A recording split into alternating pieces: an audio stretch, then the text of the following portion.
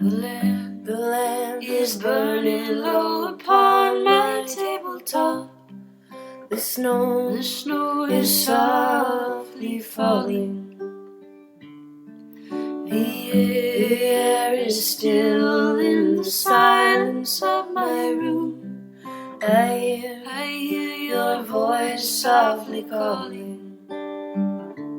If I could only have you near to breathe a sigh or two, I would be happy just to hold the hands I love on this winter's night with you.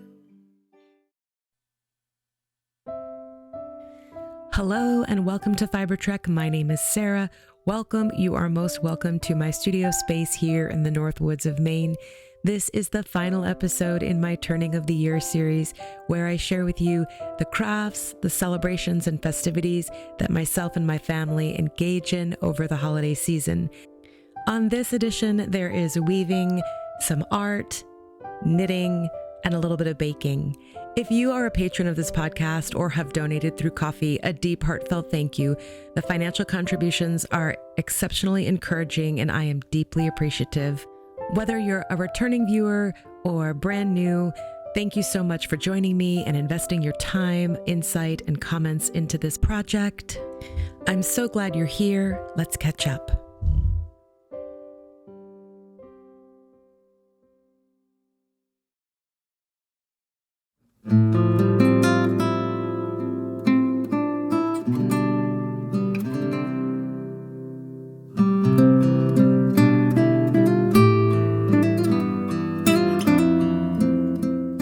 It's been a whirlwind of a month, and through the commuting and festivities between my parents' home and my home, I had been traveling with all of my art supplies because of the filming and weather.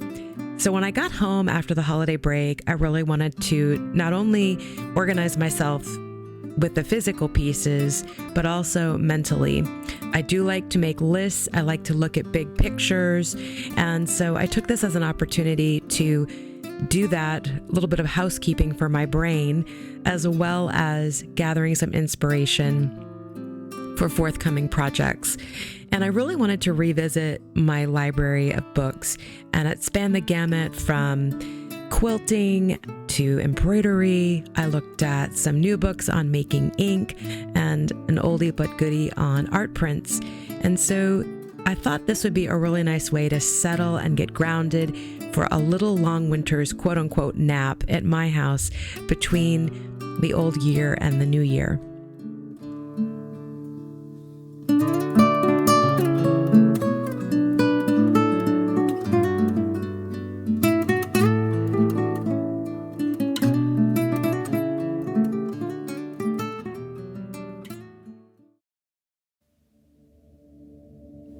I met an old man. I said, tell me your story.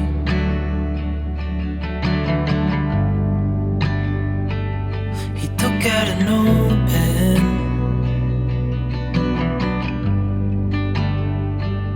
and wrote something for me.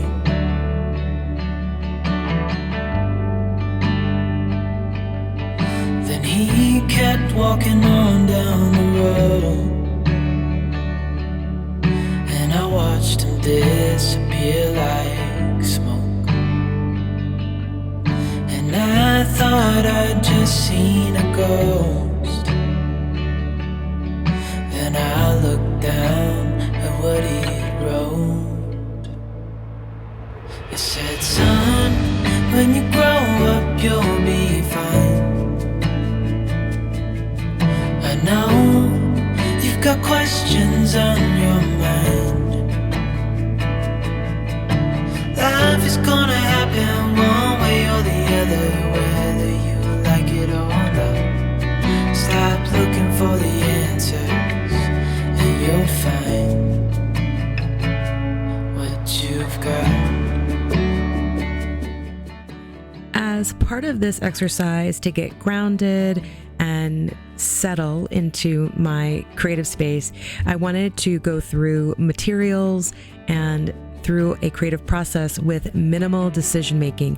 I get that kind of decision fatigue both at work, in my professional life, as well as in my creative life. So going through some old pieces that I had made, like these eco-printed pieces I did a summer ago, and gathering in some other multimedia materials like watercolor and acrylic, stencils, and just going at a particular piece in my sketchbook with minimal expectation on the outcome.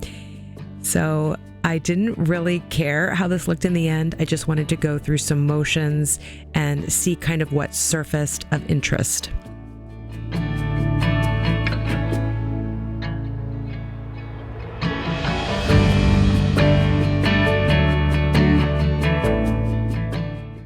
There is a bit of a magical moment for me when I remove tape from pieces I've been working on. And in this particular case, it did change my perspective from I hate this to, well, there are pieces that I like, which was the whole focus of the exercise. I do like to frame my work in what did you love, what did you learn? And in this particular piece, I was moved. Things did surface that I wanted to pursue. And so I'm grateful for that. And I'm also practicing keeping things that I don't like in my sketchbook. So we'll see how that unfolds in the upcoming year.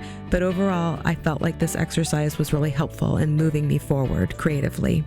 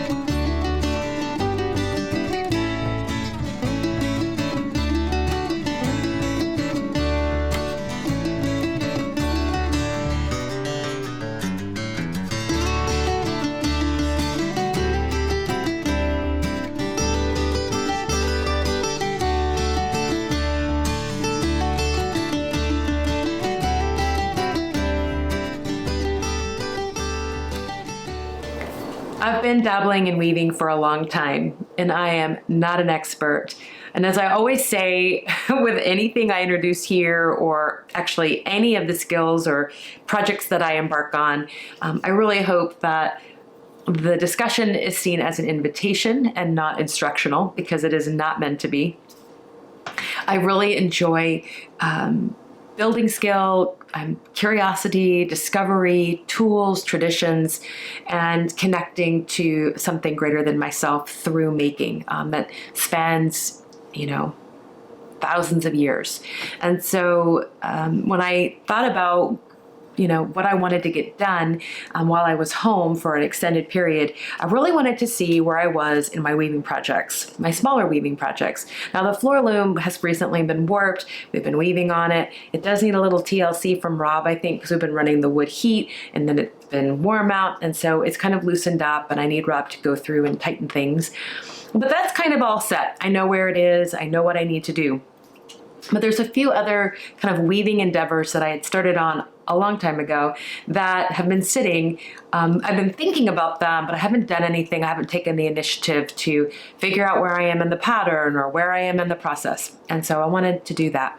The first thing was this card weaving project. I have this warped on an ankle loom. This is also called tablet weaving. And I kind of, I originally came to weaving through the floor loom 20 years ago.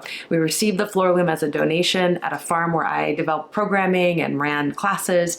And so that's where I started weaving, warping, learning about all those pieces.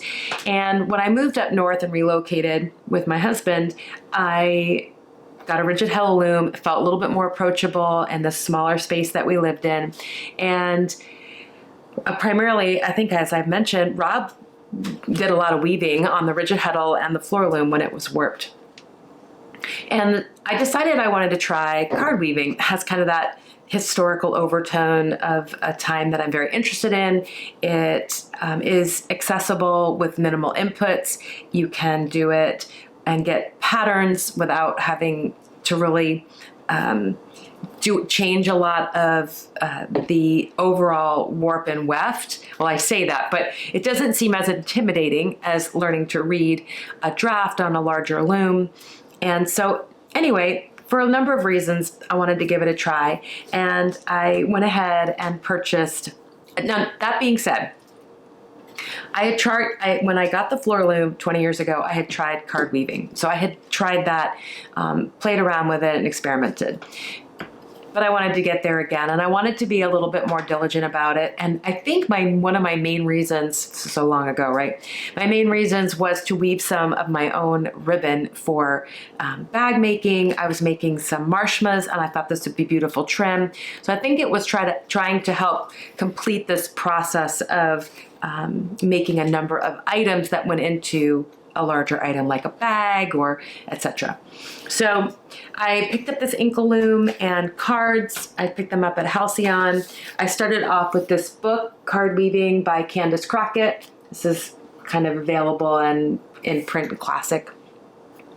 I also purchased a class from Long Thread Media by John Malarkey, and those were all really helpful to getting started. Didn't take a lot of input. The floor loom takes a lot of skill sets that need to be developed and researched. And this one, I think, was a little bit easier to kind of understand. The loom was smaller, warping was much easier. Anyway, so I started out and I wove this particular band. What I like about it is, even if you get off pattern in what you're doing with your cards, you still end up with something beautiful. And the sight line on this from top to bottom is pretty extensive. So to the eye of anybody passing by, or if it's on the inside of your sweater or, folded over for your bag, it's going to be hard to notice. So I didn't really worry too much about whether it matched what I was supposed to be doing. My expectations were pretty low, but the output was pretty high. I was, high rewards. So the next one I put on was in this red and white. One of the great tips when I purchased my Inkle loom that the cashier gave me was there are a lot of free patterns on Pinterest that you can download and use.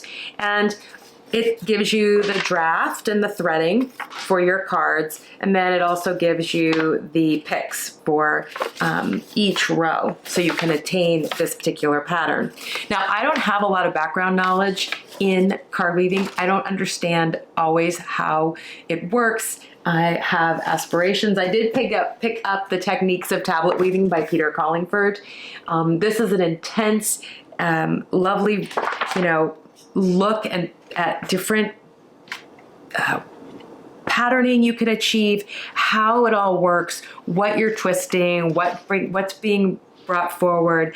This is a warp facing band, so it is helpful. It shows you how to warp, etc. So those are two resources that I used.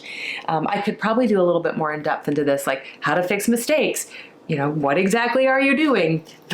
Can you develop your own patterning? But I get the basics, which is that you have to thread your threads into your cards at different angles. There's an S and a Z angle, and each card has its own threading pattern. And then those cards are turned. Some of them are turned forward, some turned back. Sometimes they're all turned to the same. So by turning different cards at different rates, with different angles, you kind of are achieving this patterning. So once you're kind of threaded through, I don't know how many, this is 25 cards. Let me look. It's so small. Yeah, but just about 24 cards. You can do smaller cards, you can do 10, you can do 8 to get started. I think I was saying that you get a maximum impact for minimal input. So from this particular interest, I came across Susan Folks, so the Durham weaver, and her weaving pattern bands. A lot of these focus on Norwegian tradition, Swedish, Sami, Estonian, Latvian, the Baltic area. And she has an extensive library of patterns in this book, how to do it, how to warp, how to use different types of materials. So so this is a really nice book for weaving. I also found this great resource, which is Norwegian Pickup Band Weaving by Heather Torgenrud. And this is another great resource on how to weave, how to use different types of looms, patterning, etc. So those, I think I've talked about these before a couple years ago. I just thought I would bring them out again. I picked up a couple Harvest looms, or I should say looms from Harvest Looms. She's based, I can't remember if it's Estonia or Latvia. These are all kind of laser cut wood. The Dancing Goat on Etsy has a variety of different types of looms, really beautiful patterns. And so these are just a great way to get into the pickup band weaving, because this will help keep your pattern threads in a neutral position when you're pulling and pushing. And so it's easier to pick them up. So I picked those up, and yeah, so I just wanted to kind of reinvigorate these projects and see where they are at. I really enjoyed the bit of weaving that I've done on this morning. I'm going to continue. I don't think it'll take me that long to finish this warp and have a piece done. And like I said, there's a lot of great tips from Susan Fox on her Durham Weaver channel on YouTube. They're old, but they're good. And if you are thinking of trying this out, I would highly encourage you to do it. There's lots of different ways to do it. You don't need an ankle loom. You can simply tie on to a belt, tie on to a doorknob, and you have a loom once it's warped. So there's more on YouTube now than there has been. And so I think, accessing different methods for this is easier. And like I said, you don't really need a lot of materials aside from the wool or cotton or linen and cards and or a small loom.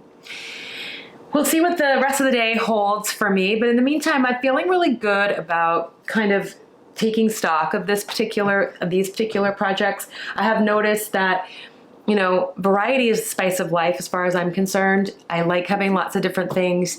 I have been pulled in many directions as far as gift knitting for the children, and I think that's kind of thrown me off course a little bit. I want to get those done. Oh, I want a sweater, Auntie Sarah. Oh, I need to knit for the baby. Oh, why don't you make one for me? And I love doing it, but sometimes that gets in the way of other things. And so just having a moment to look around, put things out, figure out where I am. I know we get stuck here, right? Where it's like, oh, it's time to do this. And so you put it aside and then you never come back to it.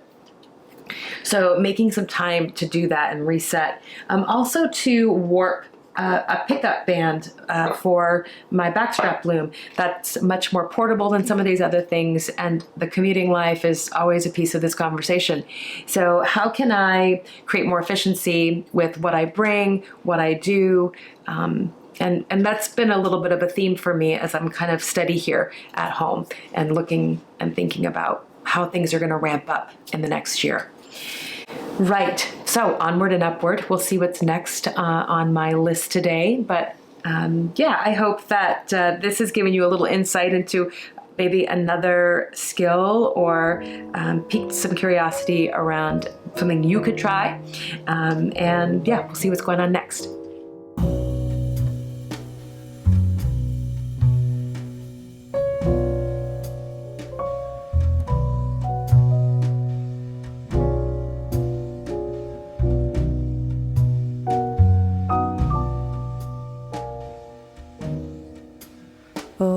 Christmas tree, oh Christmas tree, thy leaves are so unchanging.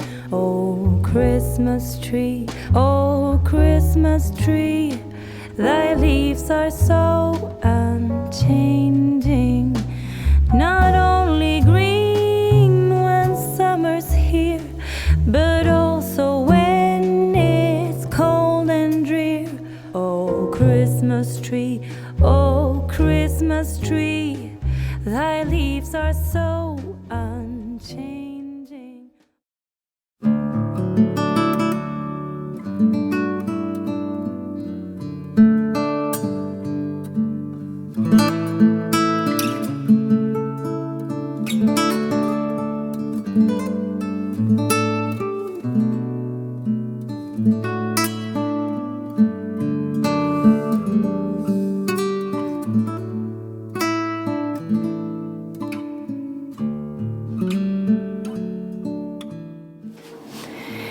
Here we are at the final fiber trek of 2023. If you've been with me since episode 1 or you're just joining me, thank you so much for your continued support, for investing your time and showing up, for your kind and generous comments that are so supportive and positive.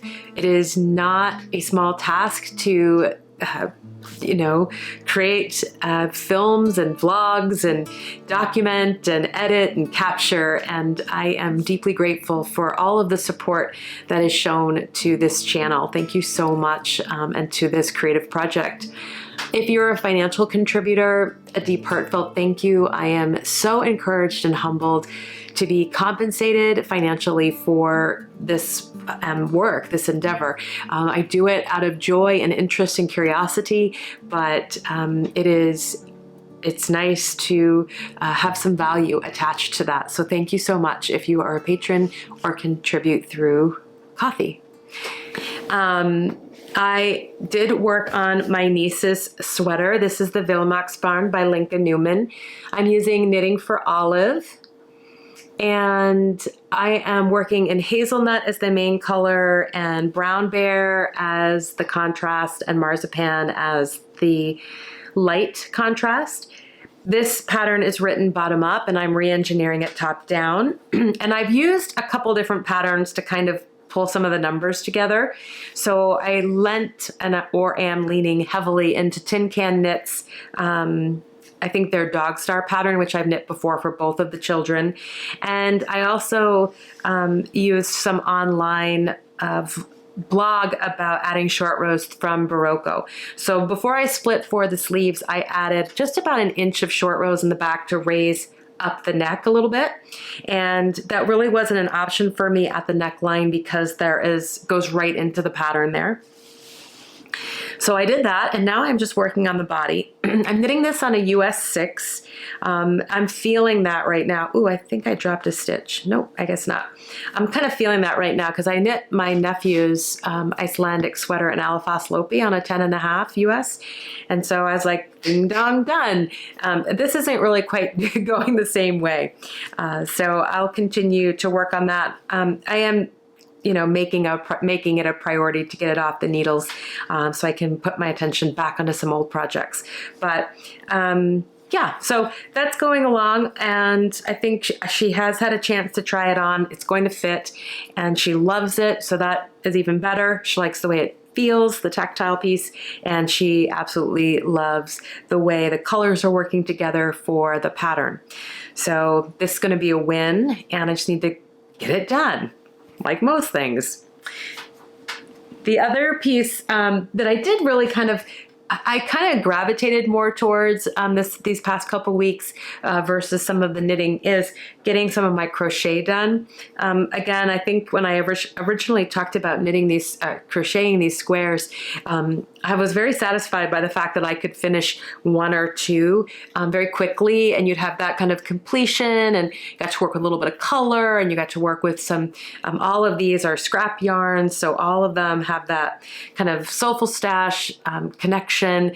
I've used them for different sweaters or for different people. They're made by my dear friends. They're yarns that have been dyed by old friends. So it's a really good way to just kind of connect and find some stability in the whirlwind that was December.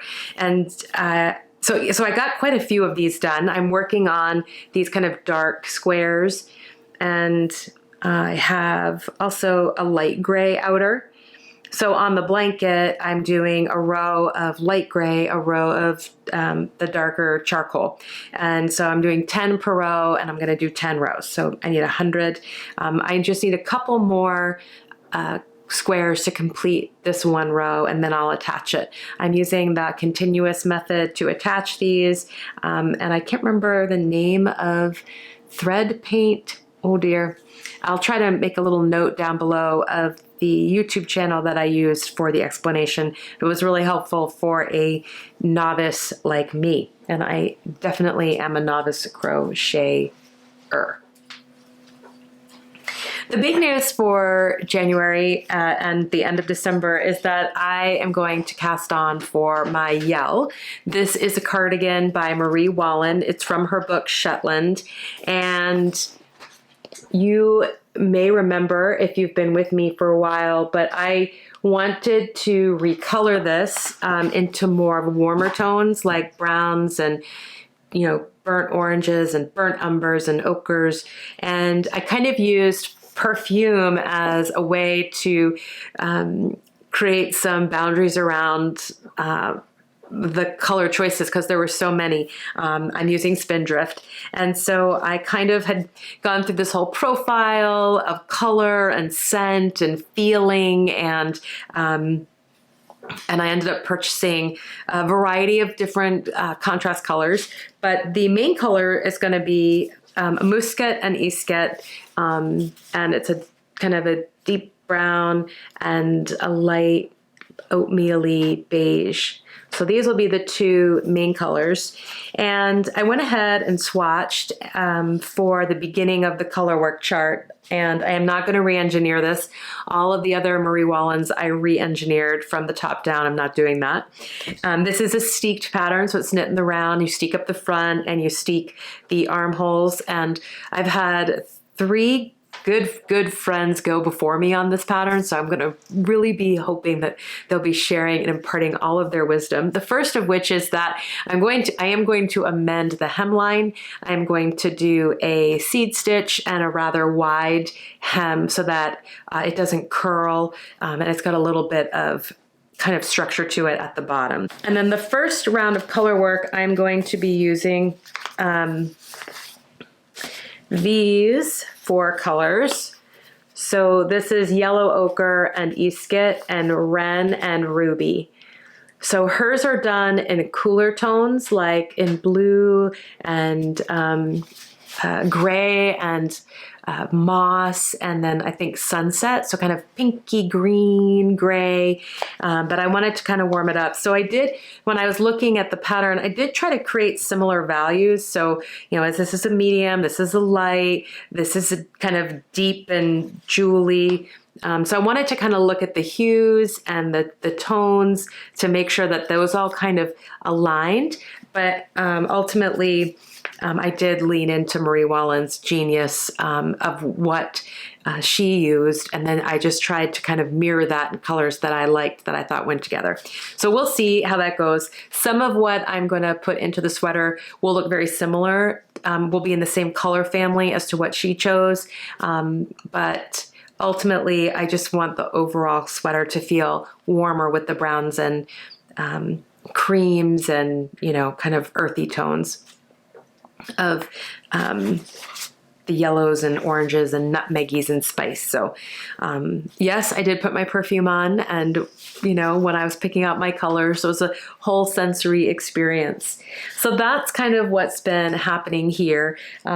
This has me very excited. I'm going to cast it on just so it's on, and I can put a few rows on if I want to here and there. The sweater for Madison is the priority. I also have a mitten to finish for her. Both the children have already asked for more sweaters, but I think I'm gonna just try to wrap up some of my projects, focus on some of my pieces to clear the decks a little bit. Talked about that on the Turning of the Year 3, which was over on the Patreon and Coffee page. So I think on that note, I'm going to bid you a fond farewell for 2023. Thank you for joining me on this little endeavor of Turning of the Year, and I look forward to seeing you in January. Again, a deep, heartfelt thank you for your continued support and investment of time on this project. Many fond wishes and blessings to you. Take care. Bye.